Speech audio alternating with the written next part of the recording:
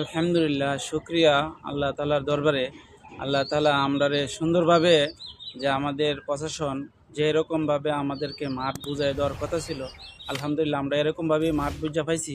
শুক্রিয়া, মাঠ আমাদের খুব সুন্দরভাবেই বর্তমানে যে কাজকর্ম করার কথা ছিল, আমাদের সমস্ত সাথীরা, জেলার সাথীরা, সব সাথীরা আসতেছে, কাজও করতেছে। আলহামদুলিল্লাহ আমাদের সময় অনুযায়ী 14, 15, 16 আমাদের ইজতেমা সুন্দরভাবে হয়ে যাব।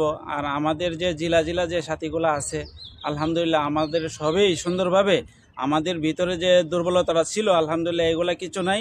শুক্রিয়া আলহামদুলিল্লাহ, মাঠ অনেক পরিষ্কার এবং আমাদের সুন্দরভাবে যে এই মাঠ পরিচালনা করার যে মুরব্বীরা যেরকমভাবে নিছে এরকমভাবে আমাদের কাজ চলতেছে বা চলবো। আর আমাদের শুক্রিয়া আলহামদুলিল্লাহ আমাদের এই সবরাত পাইতাছি, খুব আমলি একটা এই সম পাইতাছি। আমাদের সারা বিশ্বের যত সাথীগুলো আছে আলহামদুলিল্লাহ, নিজামুদ্দিনের যে অনুসারীরা এবং হরজজির যত অনুসারী আছে, সমস্ত অনুসারীরা যেমন আমাদের মাঠ তাবলীগের মূলধারা সাথীরা যেমন সবই আসতে পারে এবং সবে যেমন ভরপুর মজমা এবং হইতে পারে, আল্লাহ তালা যেমন এরকম আমাদেরকে তৌফিক দান করেন। এবং আমাদের যে জেলা যে সাথীগুলো আছে, আমাদের অনেকে স্তরের যে সমস্যাগুলো আছে, কেরপালের যে সমস্যাগুলো আছে, এগুলো আমরা নিজ দায়িত্ব ইনশাল্লাহ আমরা নিয়ে আসবো। আর আলহামদুলিল্লাহ মাঠের কোনো অসুবিধা নাই, মাঠ খুব সুন্দরভাবে পরিষ্কার হয়েছে এবং আমরা সুন্দরভাবে মাঠ বুঝা পাইছি। এবং আমাদের সারা বিশ্বের মানুষ এবং সারা বাংলাদেশের মানুষ যেমন কীভাবে আসতে পারে, আমরা এরকমভাবে মসজিদর এবং হালকা এবং সারা বিশ্বের মানুষ যেমন সবাই আইতে পারে, আল্লাহ তৌফিক দান করে।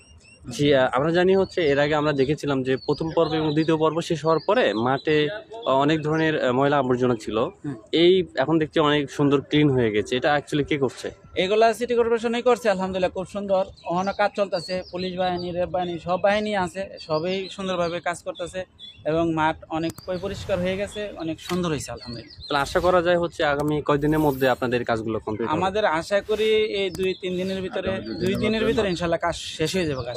আচ্ছা। আর হচ্ছে আপনার বলা যায় এর আগে একটা যেহেতু একটা বিশৃঙ্খলা হয়েছিল আর কি, তো এই মুহূর্তে মাঠে কোনো বিশৃঙ্খলা আছে কিনা, বা যারা ঢাকার বাইরে থেকে আসতে চাচ্ছে বা তারা আসতে পারবে কিনা? সবই আলহামদুলিল্লাহ উন্মুক্ত, সবই আসতে পারবো, আমাদের কোনো ঝামেলা নাই। শুক্রিয়া আলহামদুলিল্লাহ, একদম সুন্দর পরিবেশ। আমাদের যে সরকারে আমাদের সাথে যে চুক্তিবদ্ধ হয়েছে আলহামদুলিল্লাহ সব দিকে দিয়ে ভালো, সব দিকে দিয়ে নিরাপত্তা দিতেছে এবং সব দিকে দিয়ে ভালো আছে ইনশাআল্লাহ। টঙ্গীর তুরাগ নদীর তীরে অবস্থিত বিশ্ব ইজতেমার ময়দান আজ বুঝে নিলেন মাওলানা সাদ কান্দলবির অনুসারীরা।